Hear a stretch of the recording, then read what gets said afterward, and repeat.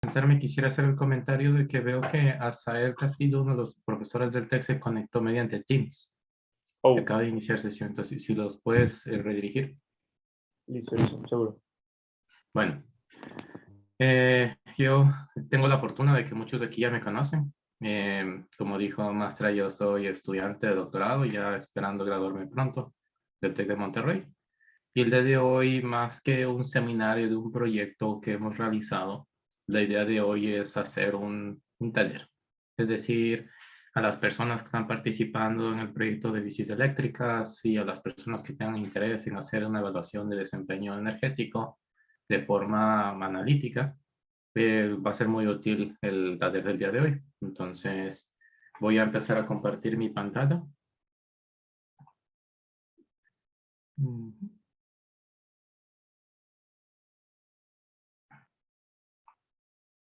Ok.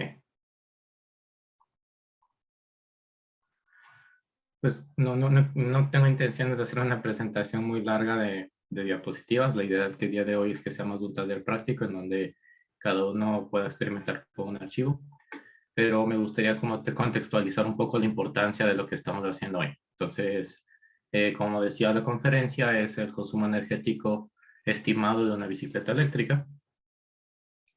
Y para eso me gustaría primero lo que es demostrar cómo ha cobrado importancia las bicicletas eléctricas en este último tiempo. Las ventas han incrementado, como muestra aquí, más del 145% en Estados Unidos.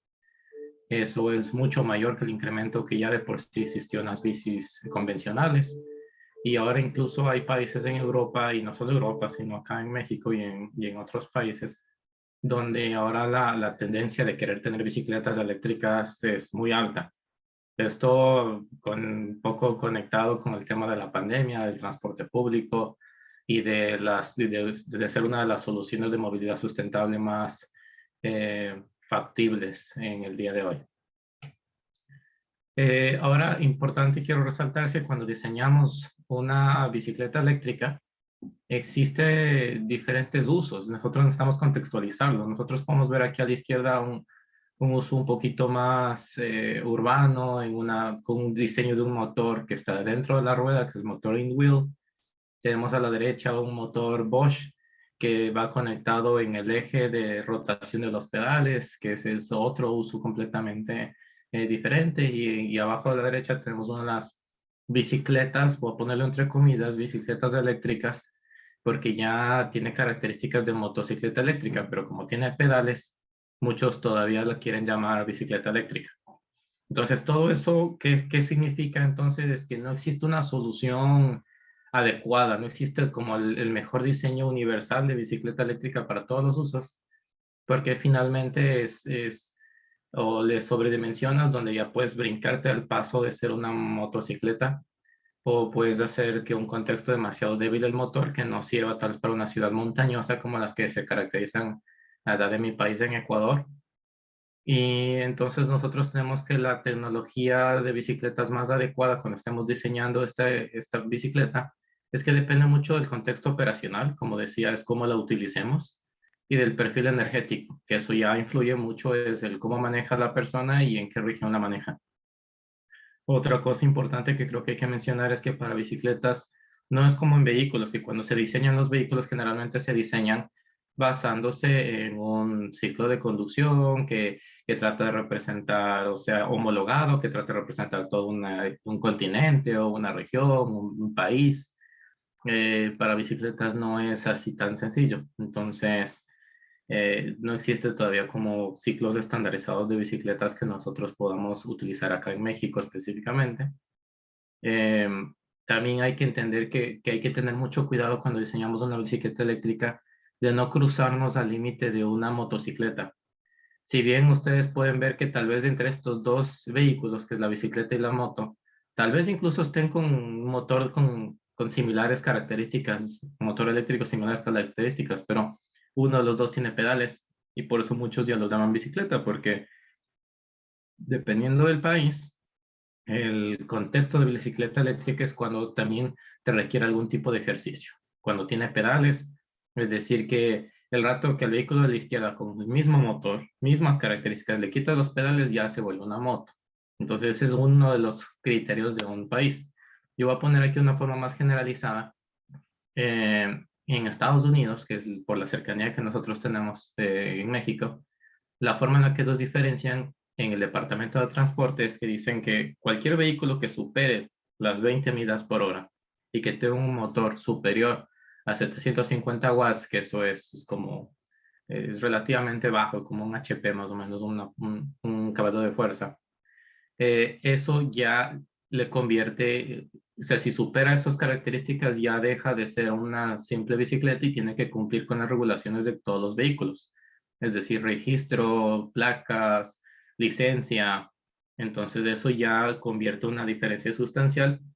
Entonces ahí tenemos que definir cuáles son las normativas de nuestro país y ver hasta qué punto se puede construir o cuáles son las limitaciones para que no se brinque el salto de bicicleta a motocicleta. Por más que tenga pedales, si ponemos un motor de 1 o 2 kilowatts, el concepto ya se interpreta al menos bajo la normativa de Estados Unidos, que eso ya es una motocicleta y debe cumplir reglas como tal.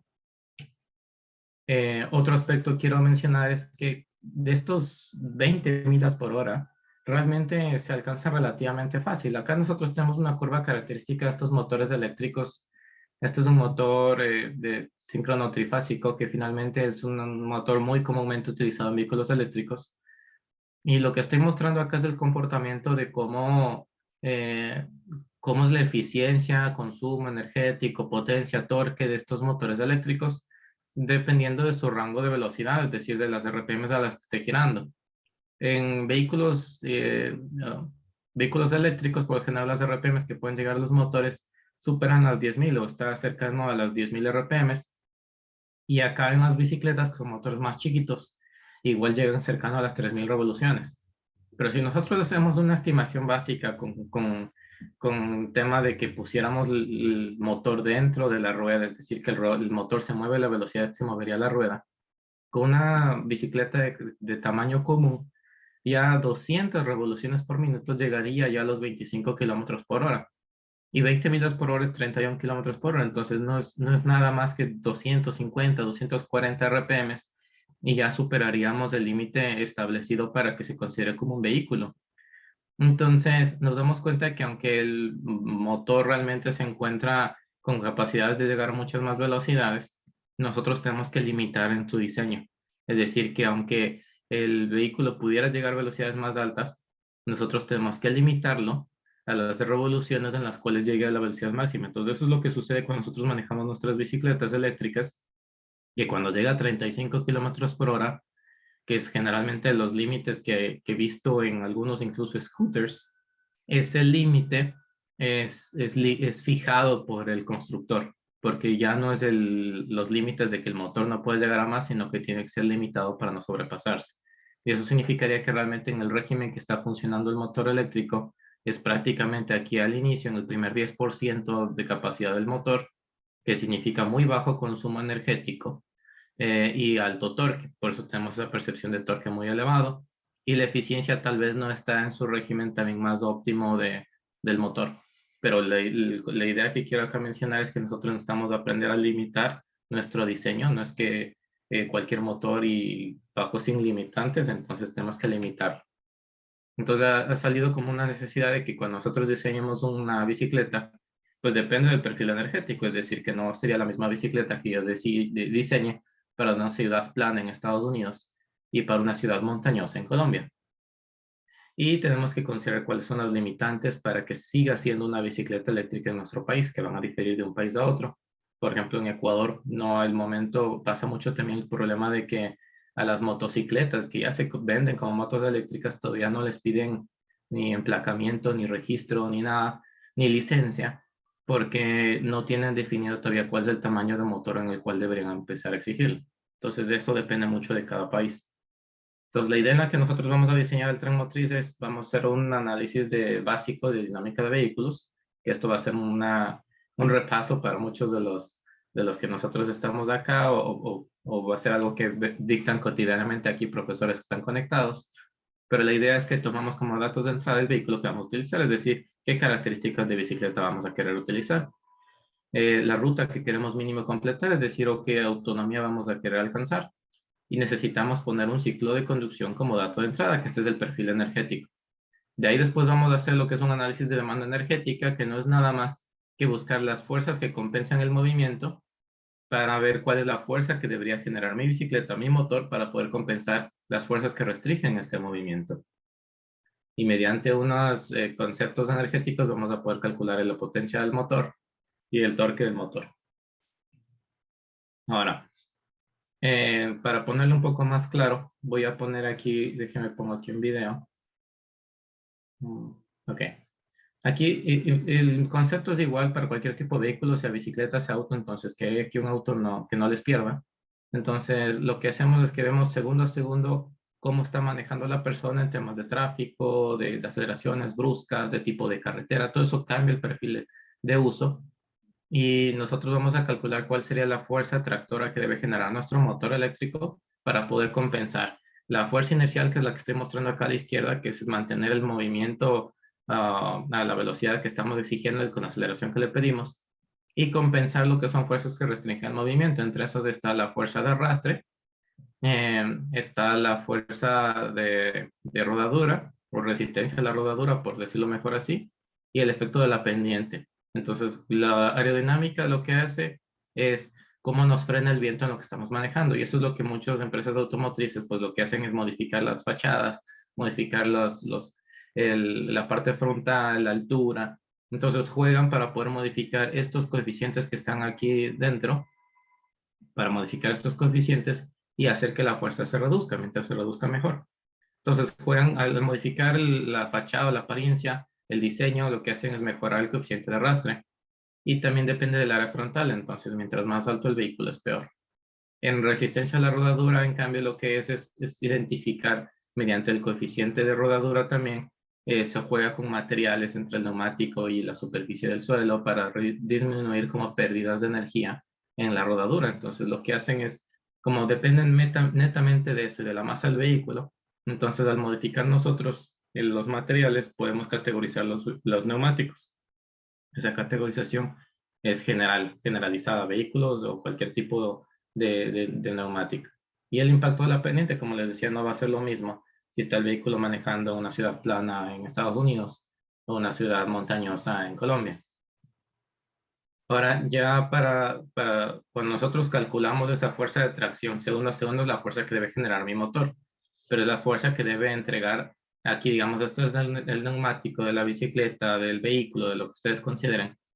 Y nosotros vamos a ver que ese TFX es el que acabamos de calcular, que era la sumatoria de esas formulitas. Para pasar de ese FX a un torque de la rueda, que finalmente si tenemos el motor aquí dentro, como son las bicicletas, entonces el torque de la rueda va a ser el torque del motor. Entonces, para pasarlo de acá no es nada más que multiplicar esta fuerza por el radio y tenemos ya el torque de la rueda. Entonces, nosotros con eso lo que vamos a hacer es calcular cuál es el torque instantáneo, ya no solo la fuerza instantánea que lo habíamos calculado antes, que era el Fx, sino ya teniendo el Fx cada segundo, podemos calcular el Fx multiplicado por el radio, tenemos ahora el torque del motor. Con el torque del motor multiplicado por el giro del motor, tenemos la potencia del motor. Y ya con la potencia del motor, como finalmente es un motor que nos representa la potencia en kilowatts, nosotros al considerar un delta de tiempo, pues ya podemos identificar cuál sería el consumo energético específico.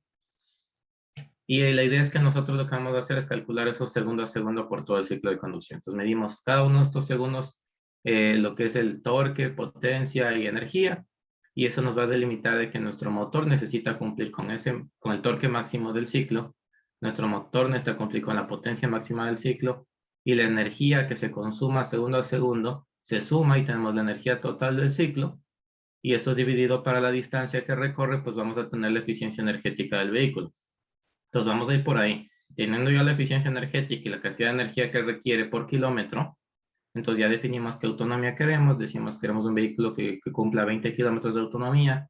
Entonces para 20 kilómetros con autonomía, con esta eficiencia energética que obtuvimos en este ciclo, va a necesitar tantas baterías. Entonces con eso hemos diseñado lo que es el motor y las baterías.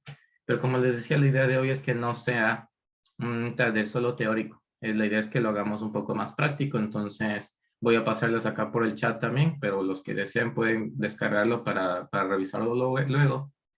Con un código QR del teléfono celular lo pueden descargar y lo pueden checar luego. Y ahorita lo que voy a hacer es yo abrir el archivo y les voy a compartir a los que quieran hacer en tiempo real. Denme un segundo. Voy a mandarles aquí por el chat, me avisan si les llega. A ver, déjenme, detengo la compartida.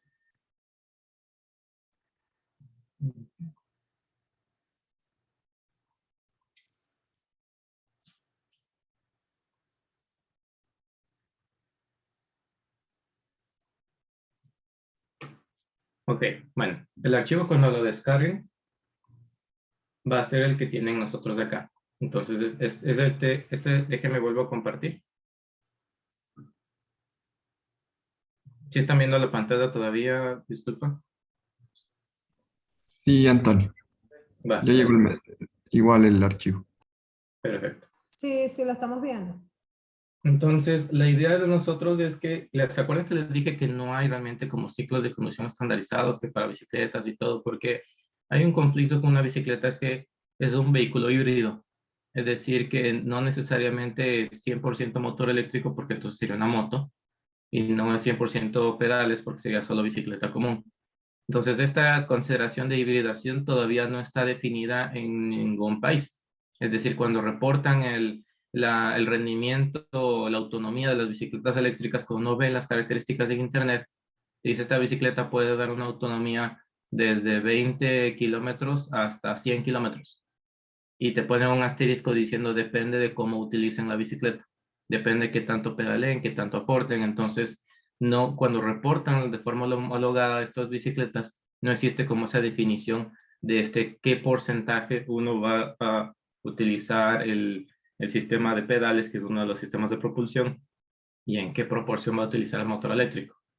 Entonces, otra alternativa es que cuando reportan autonomía, muchos la reportan asumiendo, solo para hacer de forma comparativa, cuál sería la autonomía funcionando 100% con motor eléctrico, y ya tú le extenderías esa autonomía según como tú lo utilices, pero sería el 100% motor eléctrico sería la autonomía mínima que alcance la bicicleta. Entonces nosotros vamos a considerar ese escenario en donde vamos a simularla como por una moto eléctrica, pero realmente sería el reportar la eficiencia o la autonomía de esta bicicleta en el caso en el que funcionara 100% con motor eléctrico, que sería la autonomía mínima, ¿no? Que podría extenderse ya por el sistema híbrido con pedales.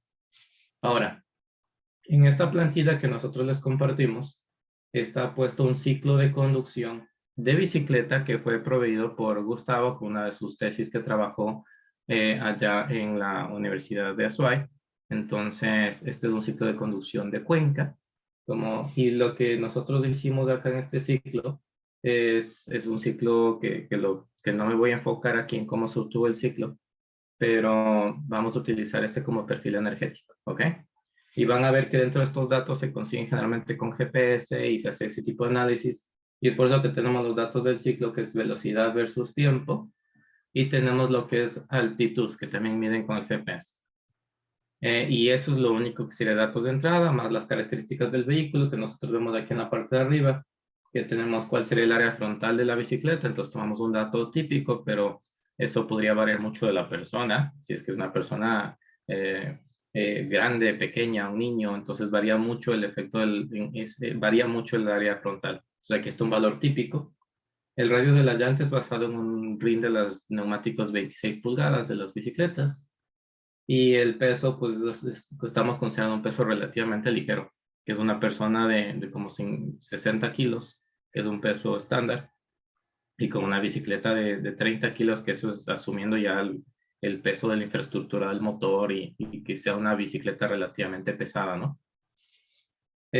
Ahora lo que vamos a hacer acá, en esta plantilla van a ver que ya arrancamos con el ciclo de conducción y lo está entregando en tiempo versus velocidad en millas por hora, aunque realmente el ciclo nos lo entregaron en kilómetros por hora, pero lo arranco así porque la mayoría de ciclos que nosotros utilizamos acá en México son basados de Estados Unidos, y en Estados Unidos pues utilizan millas por hora, entonces solo es para arrancarlo así. Entonces, si es que estamos haciéndolo paso a paso, nosotros déjenme lo acerco un poquito más para que alcancemos a ver todos. Entonces, para pasar de millas por hora, literal va a ser esto como que fuera un tallercito, una clase. Entonces lo que vamos a hacer es pasar millas por hora, multiplicarlo por 1.6 y tendríamos kilómetros por hora. Le hacemos doble clic y ya se extiende. Entonces acá ya podemos ver cómo es realmente el ciclo de conducción de Cuenca. Ahora, vamos a, como nosotros trabajamos este archivo, lo trabajamos en unidades internacionales, pues vamos a trabajar metros sobre segundo. Entonces necesitamos pasarle este metro sobre segundo, que no es nada más que dividirlo para 3.6. Y listo, entonces con eso lo único que hemos hecho es cambio de unidades. Ahora sí empieza el cálculo, entonces necesitamos saber qué distancia recorre en función de la velocidad. Y recordar que la distancia es lo que varía con una velocidad en función del tiempo, pero la fórmula más sencilla que tendríamos asumiendo que no existiera aceleración sería que es velocidad por delta de tiempo. Entonces multiplicaríamos esta velocidad que tenemos aquí. Déjenme les sigo acercando un poco más. Esta velocidad por la variación del tiempo. Como son datos que pasa cada segundo, pues una de las opciones sería decir que es esta velocidad multiplicado por la diferencia de tiempos, que sería este tiempo menos este tiempo. El problema de hacer esto es que esto es asumiendo que no tiene aceleración, que es movimiento rectilíneo uniforme. Entonces, si bien el error no es grande, les voy a mostrar aquí la diferencia, que por cierto en el segundo cero arrancamos con cero porque pues segundo cero no se ha movido, ¿no? Entonces de aquí lo extendemos y ahora volvemos a hacerlo pero con aceleración. Entonces primero necesitamos calcular aceleración. Entonces la aceleración sí sabemos que es la variación de la velocidad en función del tiempo. Entonces eso no influye, pues ya que es una fórmula de definición básica. Entonces ponemos aquí la variación de la velocidad dividido para la variación del tiempo.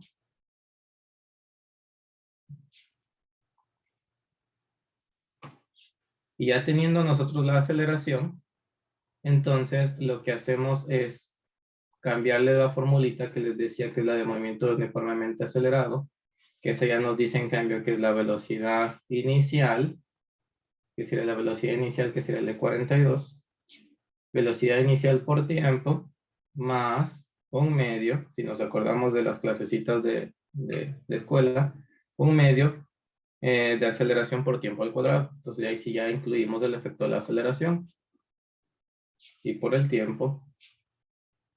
Y van a ver que como son estimaciones segundo a segundo, sí existe diferencia, pero relativamente baja. Entonces a veces por simplificar el modelo es suficiente hacerlo así. Pero si ven, acá existe esa diferencia y estas diferencias van a influir mucho por el tipo de aceleración que tengamos.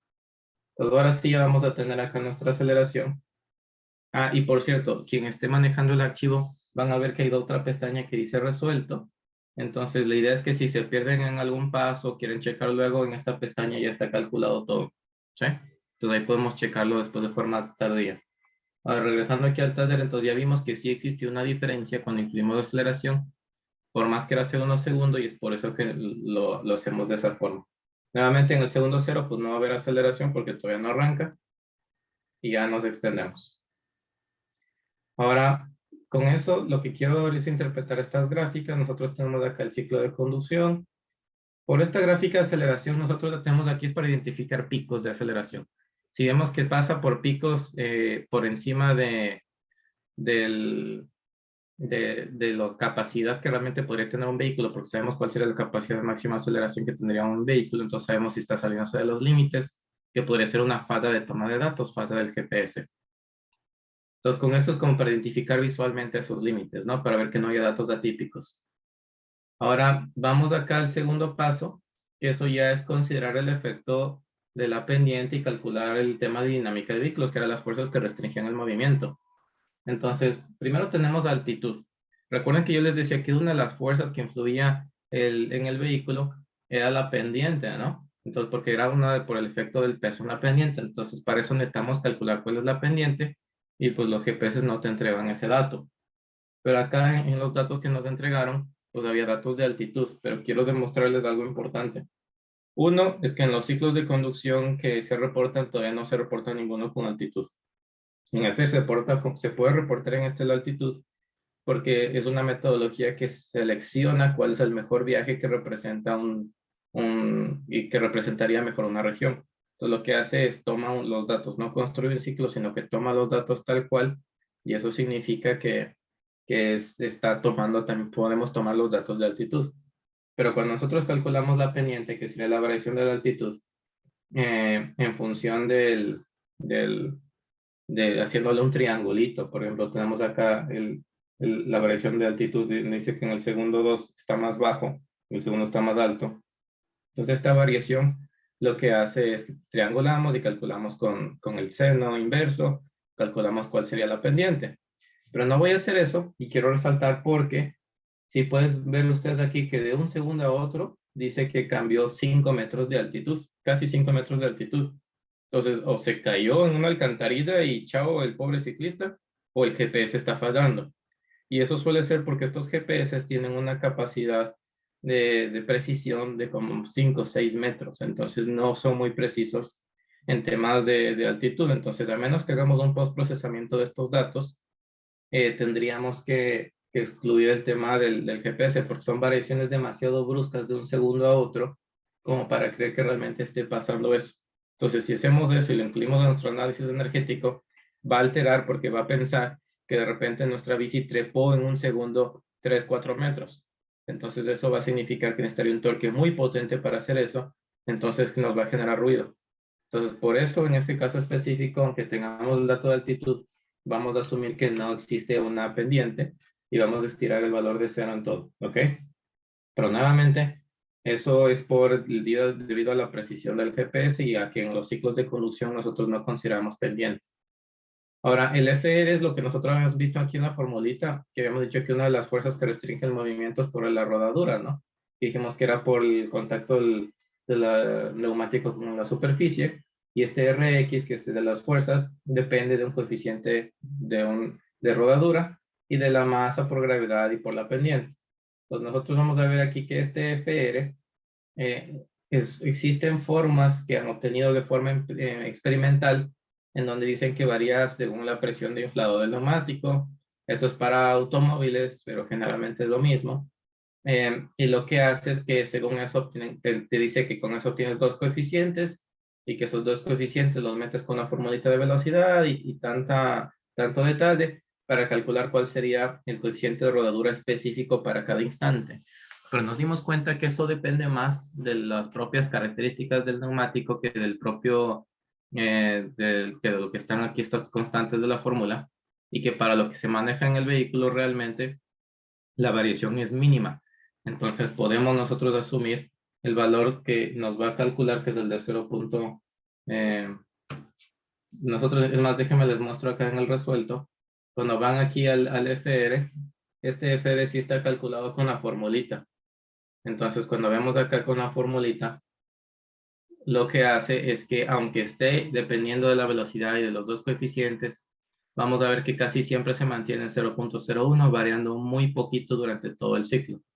Entonces, con ese objetivo, nosotros por simplificarlo, vamos a dejarlo en 0.01 y lo vamos a extender. Ahora, ya dinámica de vehículo significaba calcular las fuerzas que restringen el movimiento para poder calcular la fuerza tractora neumático, que es lo que nos interesa. Entonces vamos a hacer aquí, nos dice el propio título, que es la fuerza inercial, que es masa por aceleración. Entonces nos vamos a buscar el valor de masa, que yo ya lo tenía arriba, ¿se acuerdan que dije que era los 90 kilos? Ese yo lo nombré. Entonces por eso me aparece como una M, como nombre de variable. Pero lo que haría es buscar hasta allá y seleccionarlo y multiplicarlo, ¿no? Pero acá lo que estoy haciendo al nombrarlo es que es lo mismo que seleccionarlo, pero me demoro menos. Entonces multiplico la masa y ahora voy a multiplicar por la aceleración. Entonces voy hasta la columna de aceleración que calculé y escojo el primer punto.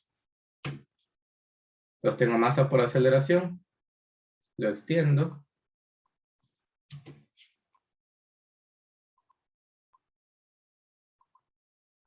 Después vamos a ir a la componente del peso, que sería este de acá. Entonces sería igual a la masa, que multiplica a 9.81, que es la gravedad, y multiplica al seno de la pendiente en radianes, ¿no? ¿Qué dijimos que hacer? ¿Eso qué significa entonces? Que pues como es la componente del peso y estamos asumiendo una superficie plana, pues nos tiene que dar 0, porque no hay componente horizontal del peso.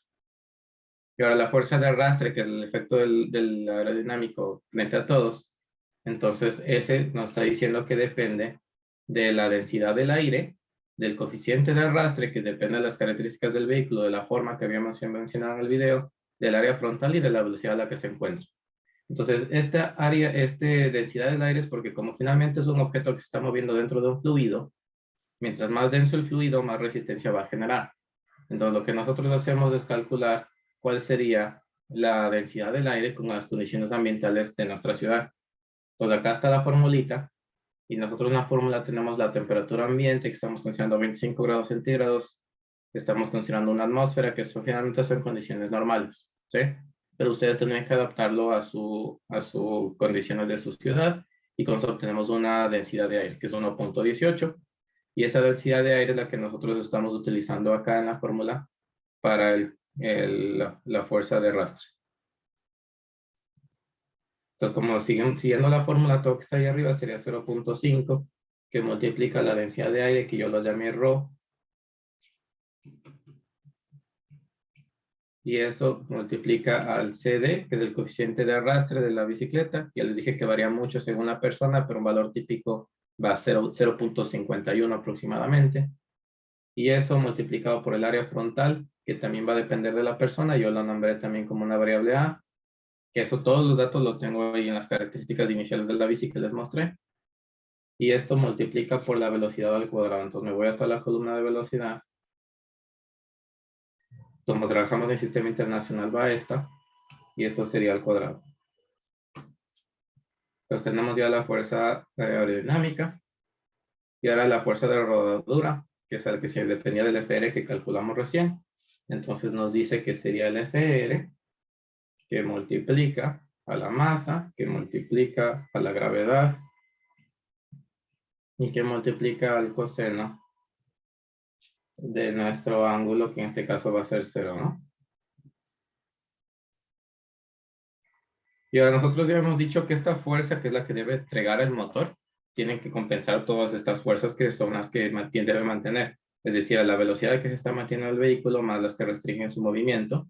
Es decir, que este de aquí, como dice la fórmula que está más arribita, no sería nada más que la suma de todos estos de acá.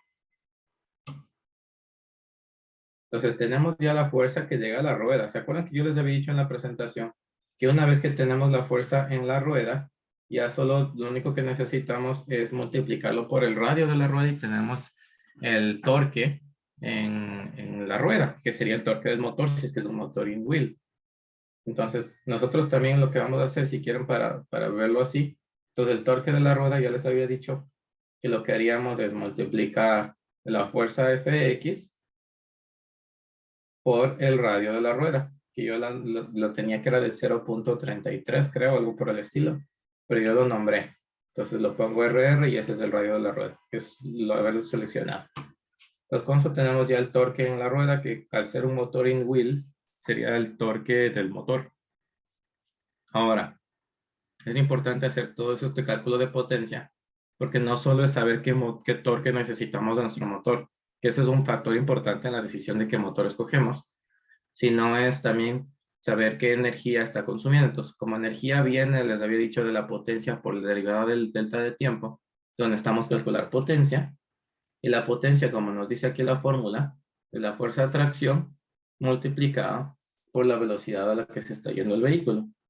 Entonces voy acá otra vez hasta la fórmula del sistema internacional aquí, y tengo ya la potencia, pero ahí la potencia me está dando en watts, porque me está dando newtons por metro sobre segundo, nos está dando en watts. Entonces lo que queremos es pasarlo en kilowatts, porque si no nos puede dar, porque lo estamos manejando así, porque realmente en vehículos sí se necesita kilowatts, en bicicleta como nunca supera un kilowatt, entonces en watts estaría bien, pero por el formato, como lo usamos mucho para vehículos también, entonces está en kilowatts, pero hay que entender que eso es el detalle, ¿no?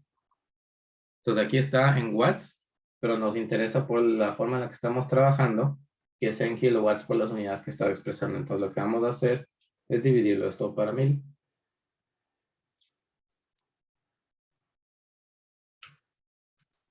Y ya lo tenemos en kilowatts. Vamos a aumentarle decimales por si acaso, que se vea algo. Y ahora sí tenemos la potencia ya en kilowatts, queremos pasar la energía en watts hora. Entonces lo que vamos a necesitar es nuevamente pasar este valor a watts. Lo vamos a pasar aquí a watts. Y como eso sería recién en watts, pero necesitamos que sea en watts hora, entonces lo que vamos a hacer es dividirlo para 3600 también. Porque pues como está expresado en unidades sobre segundo antes y queremos pasarlo a horas.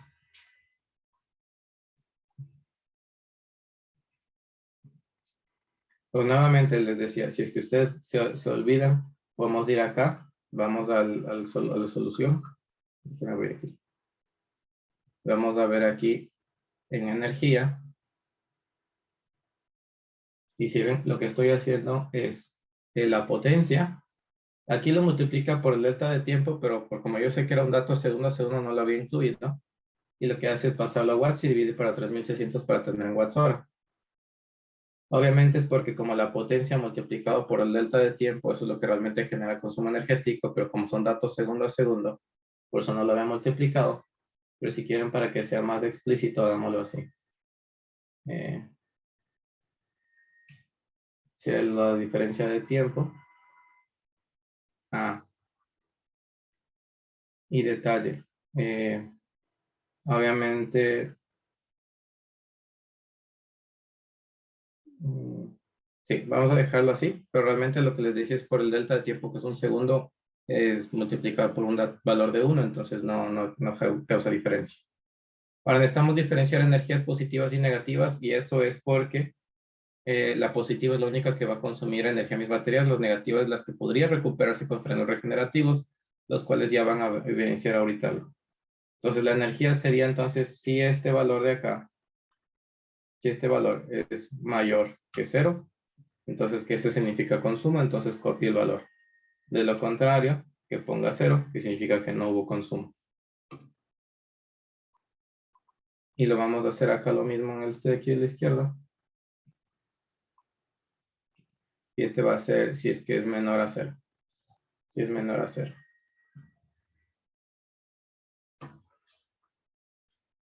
Y con eso lo que pasa es que cuando nosotros vamos a ver aquí en la tabla de arriba, perdón, la tabla de resultados que está aquí a la derecha, esto no es nada más que un resumen de lo que acabamos de calcular. Entonces ya podemos saber nosotros cuál es la potencia máxima de nuestro motor. Podemos saber en caballos de fuerza, potencia promedio en kilowatts. Vamos a ver la energía ya de nuestro ciclo de conducción, energía positiva, que es lo que requerirían mis baterías, la energía negativa, que es lo que podría recuperarse, y que al ver que es muy bajo, realmente recupera solo un 6%. Entonces no tendría sentido poner frenos regenerativos. El torque máximo de nuestro motor, que ya podemos ver que estamos buscando un motor con cerca de 26, 27 newtons metro.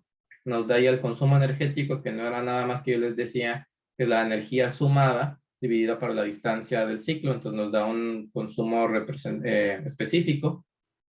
Y con eso podemos convertirlo, pues dividiendo lo inverso, dividiéndolo para 1, pues nos da en kilogramos, perdón, en kilómetros por watts hora o en watts hora por kilómetro. Y ahora nos necesitamos es hacer el siguiente paso, que es saber realmente, porque hasta aquí ya podríamos decir que sabemos un poco las características del motor. Pero lo que necesitamos hacer es calcular los RPMs del motor, y esto lo que hacemos es recordar esta formulita que nos dice que la velocidad angular es velocidad tangencial sobre el radio, y la velocidad angular pasándolo a RPMs sería lo mismo, que sería la velocidad que yo voy a, para demorarme menos, yo la llamé como variable a toda la columna de velocidad. Entonces pongo velocidad sobre RR, esto multiplicado por el 60 dividido para 2pi.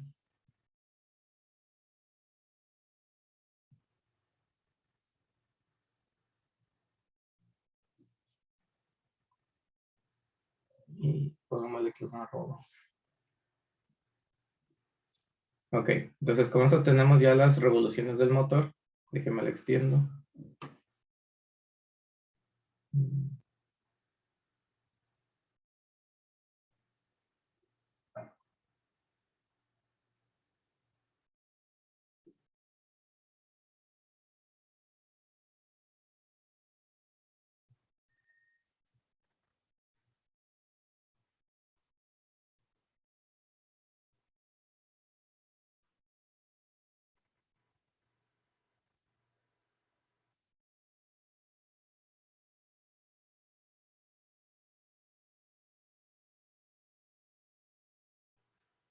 Ok, me tocó así. Entonces ya tenemos la revolución del motor y con eso vemos que el motor realmente nos llega a las 734 revoluciones por minuto. No puede ser, me hace esto un poco alto. Déjeme ver.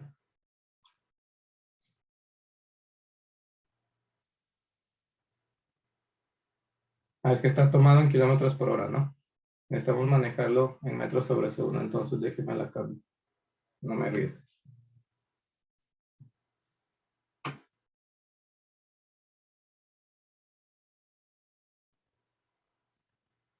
Ya. Entonces las revoluciones máximas son de 200 RPM, realmente no es cerca de los 25 kilómetros por hora que habíamos calculado antes.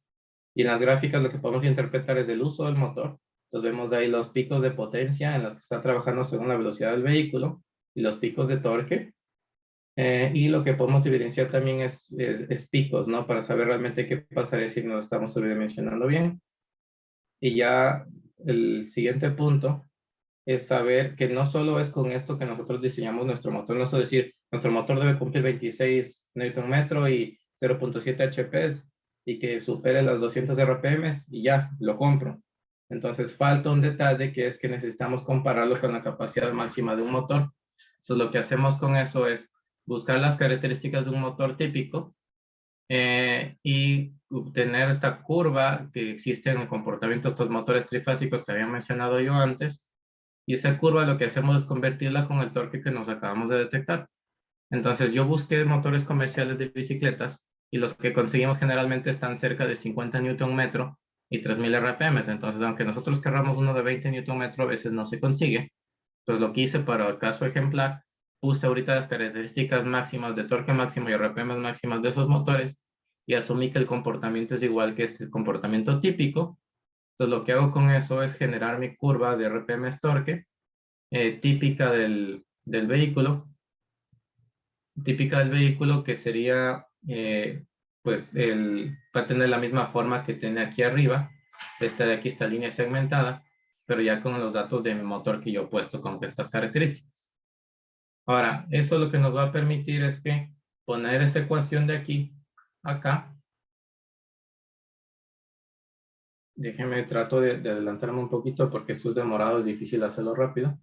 Entonces, el torque del motor sería pues una ecuación de la línea recta. Déjenme, me voy a ir al resuelto para poder acabar a tiempo. Y les voy a explicar qué es lo que está en el resuelto, que es lo mismo. Ok, entonces nosotros acá lo que hacemos es identificar cuál sería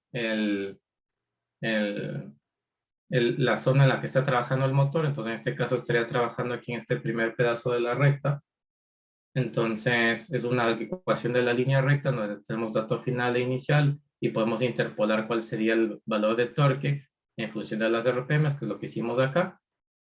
Y ya teniendo el torque al 100%, que es lo que nos interesa, es que graficamos el torque al 100% y lo comparamos con el torque medido y vemos realmente que esta es la capacidad de línea roja, es la capacidad del vehículo y los puntos azules es como realmente se está usando el motor. Entonces, nuestro interés es que todos estos puntitos estén por debajo de la línea, sí, pero si vemos que por un solo punto está la línea, tenemos que escoger un motor mucho más alto. Imagínense que por un solo dato nos hubiera dado que estaba 60 Nm, pero es un solo segundo, y eso pudo haber sido por un caso excepcional. Entonces, nosotros vemos que todo el resto de puntos está por debajo de la línea roja, entonces tal vez ya sería criterio del diseñador si es que vale la pena por un segundo de todo el ciclo el diseñarlo para que el motor sea tan grande. Entonces, por eso es importante hacer esta comparativa para no basarnos en un solo punto nuestra decisión de qué motor necesitamos, sino basarnos en todo el contexto. ¿Ok? Eso fue lo que hicimos acá. Y de la misma forma, teniendo ya el torque y RPM, pues calculábamos la potencia, que era la multiplicación de los dos, y la carga del motor, que es el engine load que nosotros vemos en los aparatitos de OBD, pues la diferencia entre el torque al 100% de nuestro vehículo con el torque de medido en la rueda. Entonces ahí vemos que realmente nuestro motor, vamos hasta aquí a donde dice, ¿dónde está la tablita? La tengo acá.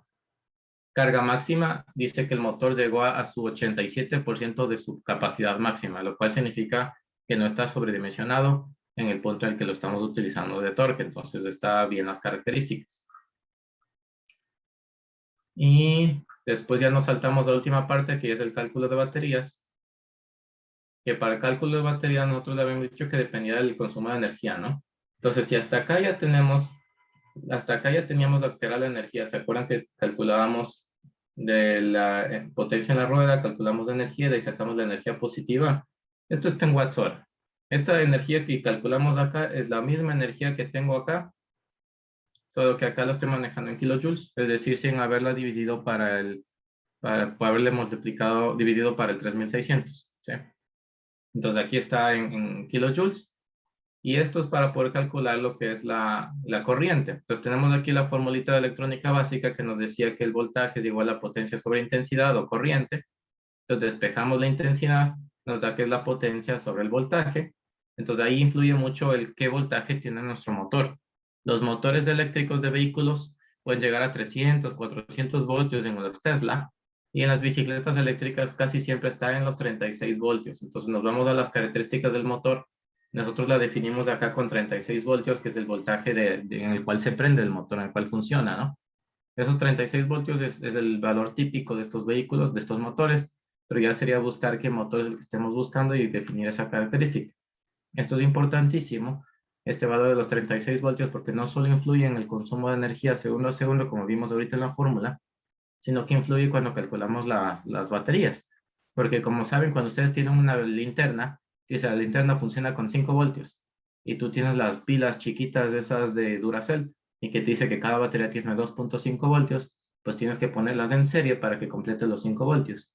Es lo mismo acá, tenemos un motor de 36 voltios, y las pilas que yo sugería acá son unas pilas Samsung, que tiene 3.6 voltios de voltaje nominal, entonces sumar una tras otra hasta llegar a los 36. Entonces imagínense si escogiéramos un motor de 96 voltios, ¿cuántas pilas en serie necesitamos? Entonces es un problema también el definir qué voltaje de funcionamiento del motor queremos. Mientras más voltaje, sí, más potencia, pero también influye mucho en la cantidad de baterías. Entonces ya con eso lo que nos regresamos acá, ya con eso calculábamos la corriente con esta formulita. Y antes de pasarme a saber cuál es el consumo energético, voy a hablarlo de las baterías. Entonces nosotros vemos acá que les dije, estas son características que vienen en internet en la ficha técnica de las baterías que compramos. Y nosotros lo que decimos es, para saber cuántas baterías en serie, que es lo que nos interesa, tienen que sumar eso. Entonces vamos acá donde dice baterías en serie. Aquí a la derecha tengo los resultados. Acá dice baterías en serie.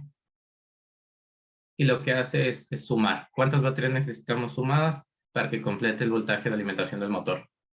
Y después, ¿cuántas en paralelo? Eso ya depende de la energía que requiramos. Entonces, porque acuérdense que en paralelo se suma el amperaje y en serie se suma el voltaje. Entonces, lo que nosotros hicimos acá es calcular cuánta energía nos pueden liberar las baterías por las características de la batería, porque aquí nos dice cuánta energía nos podría liberar cada una de esas pilas. Entonces, lo que hacemos acá es sumar las 10 pilas y saber cuál sería la energía de nuestro rack.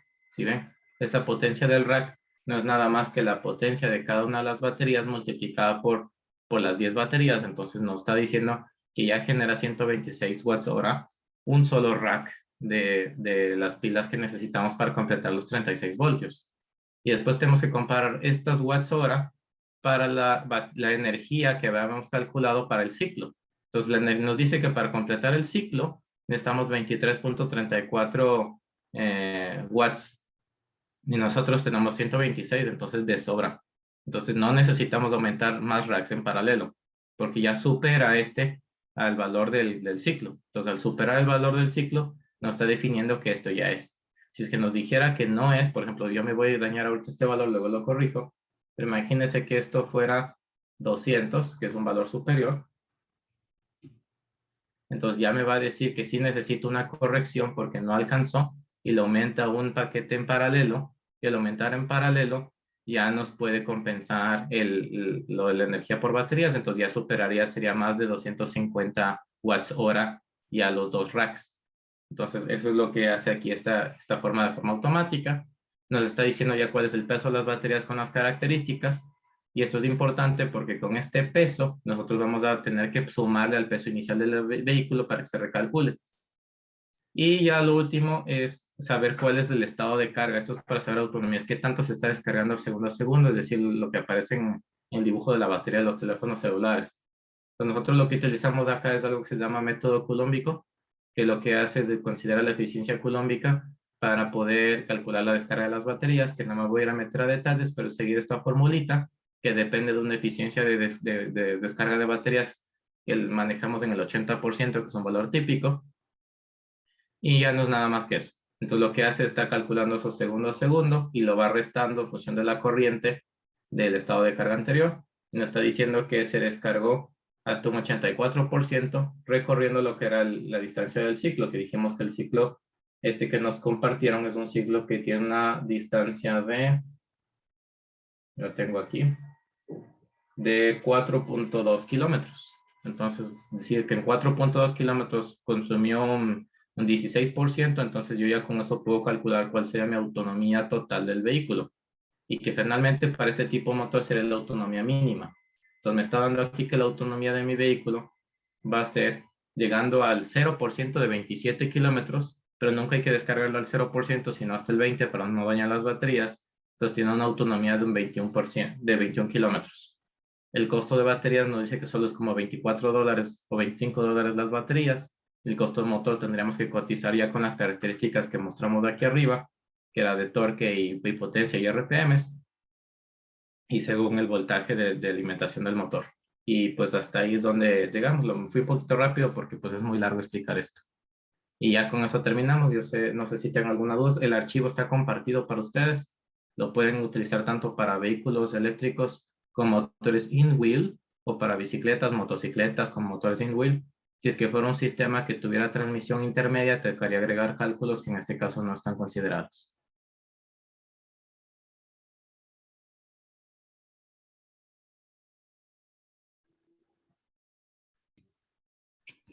Listo, Tony. Y muchas gracias. Era muy, muy interesante toda esta parte. De hecho, me gustó un montón. Am, no sé si tengan preguntas para Antonio ahorita. Abrimos el espacio.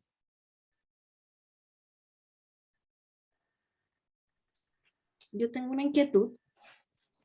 Y adelante, María.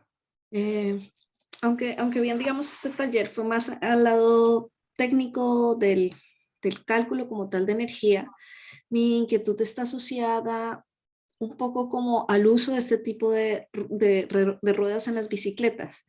De casualidad, ¿tú tienes alguna noción de los costos asociados, por ejemplo, a un cambio de rueda en una bicicleta normal? O sea, si yo quisiera cambiarlo por una rueda eléctrica. Sí, yo creo que la persona más adecuada para esa respuesta es Astra, pero de lo que estaba yo cotizando ahorita viendo motores típicos, venden kits desde 3,000 pesos, pero son kits de esos de Alibaba, AliExpress, que pues quién sabe si duran mucho.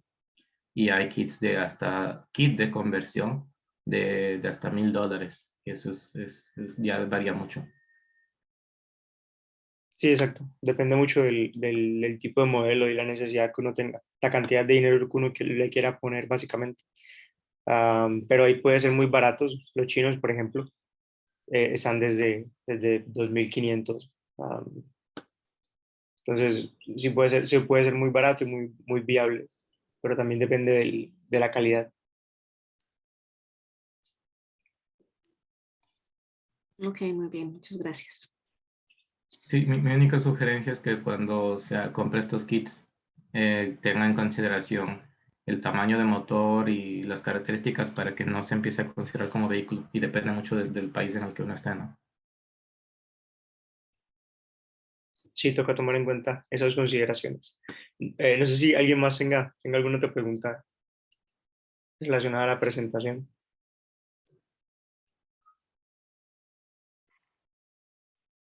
Y igual solo para resaltar, vieron en el diseño tuvimos un motor de menos de 0.5 kilowatts, era como 0.3, creo 0.4.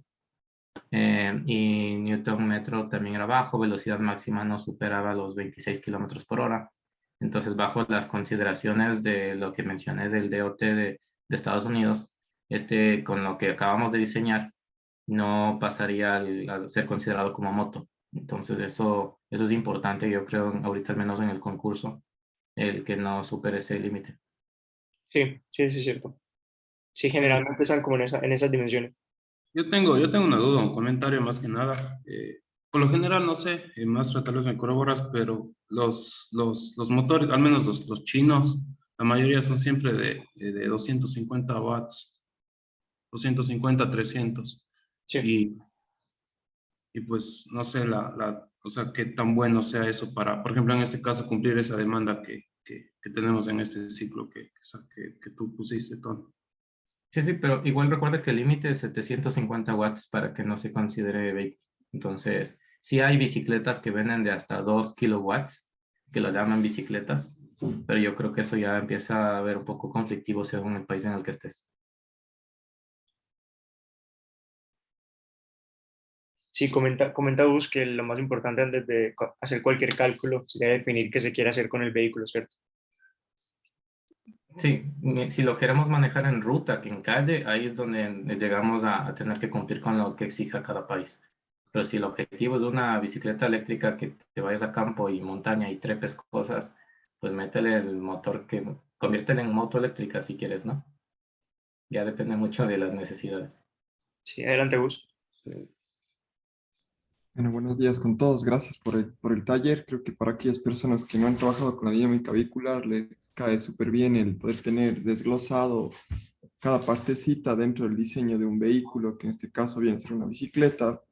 Y ahí lo único es reiterar, como Marta lo comentaba, es definir qué se quiere hacer. Ahí, aquí, al menos en el Ecuador, hay una tendencia muy, muy grande en el uso de vehículos, de bicicletas híbridas para enduro, las cuales, pues como comentaba Oscar, ya superan, digamos, los kilovatios urbanos porque se requiere aceleraciones más grandes.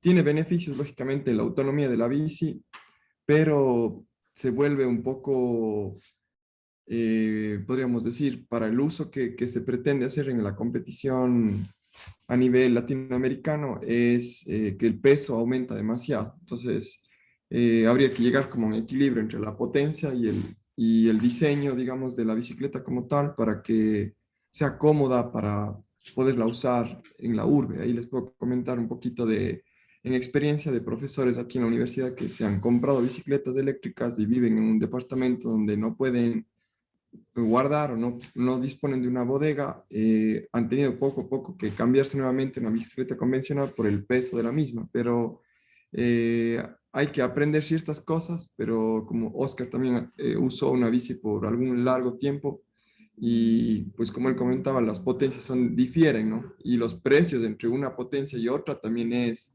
bien considerable, como decía Marta, pues dependiendo qué es lo que uno quiera y la calidad y la marca, pues puede haber dos extremos súper grandes entre un vehículo Nissan del más bajo hasta un Mercedes-Benz, poniendo como una comparación ideológica. Pero adelante, me parece súper lindo el proyecto y espero que les vaya súper bien. Muchas gracias Gus. Creo que Pablo quería comentar algo. Sí, buenas tardes con todos. En México creo que todavía siguen siendo buenos días. Sí, todavía. Por comentarles, una consulta, Antonio. En el tema de lo que tú nos explicabas de que la velocidad límite que se plantea es de 35 kilómetros por hora para el tema de la potencia del motor y la velocidad. ¿Eso se considera solamente en funcionamiento de la parte eléctrica, considerando el motor, o también llega a intervenir lo que sería el tema de los cambios? Porque si se considera el tema de los cambios, esa velocidad podría superarse. Esa duda, Antonio. Sí, pues depende mucho también del diseño. Las bicicletas eléctricas, si tienes motor in wheel, significa que los cambios no influyen en esa característica. Y si es que tienes en motor, que es donde están los pedales, ya tiene cierta incidencia, ¿no? Entonces, dependería mucho de eso también para lo de la transmisión y de lo de velocidades máximas, pues eso nos estamos limitando en la velocidad que genera solo con el motor eléctrico, sin usar pedales. Y la limitante de lo que dice el Department of Transport de Estados Unidos, no especifican si es que esa velocidad sea combinada con pedales y con Solo lo especifica la característica como velocidad alcanzable con un motor menor a 750 watts, pero realmente no ponen esos detalles de la transmisión. Pero como insisto, si es que nosotros lo hacemos como ahorita lo hicimos, que es in-wheel, sin transmisión, entonces la velocidad en este caso es calculada como lo hicimos acá. Solo considerable el tema del motor. Gracias, Antonio. Sí, Osquita, ya contigo cerramos. Gracias. Va. Oye, Tony, y el tema de vida útil de baterías, o bueno, más si sabes, baterías y motor Sí. de estas aplicaciones.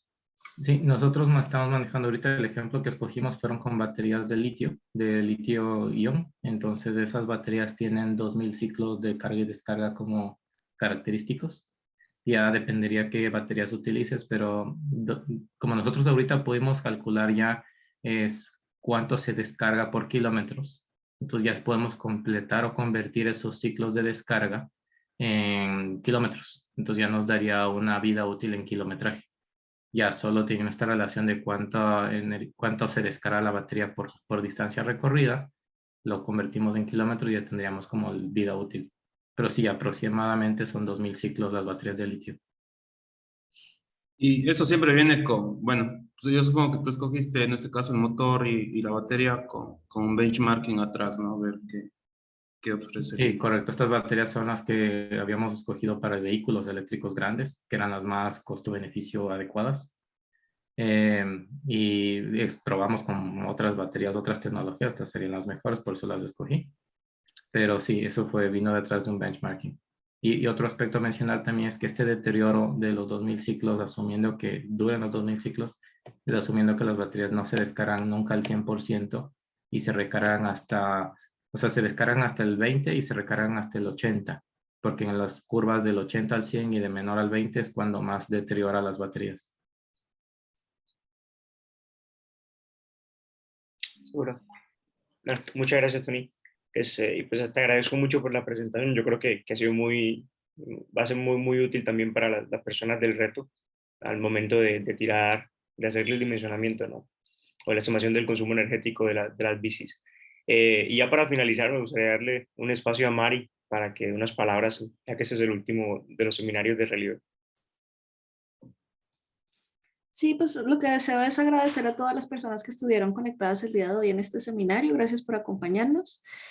Con esto cerramos el ciclo de bicis eléctricas dentro de los seminarios y también los seminarios de este año de la Red Relieve.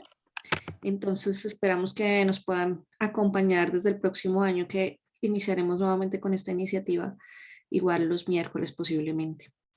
Entonces, ya, eso era lo que quería adicionar. Espero que tengan buena tarde, buena mañana y seguiremos en contacto.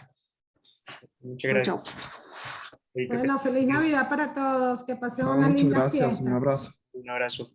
Gracias, igualmente. Saludos.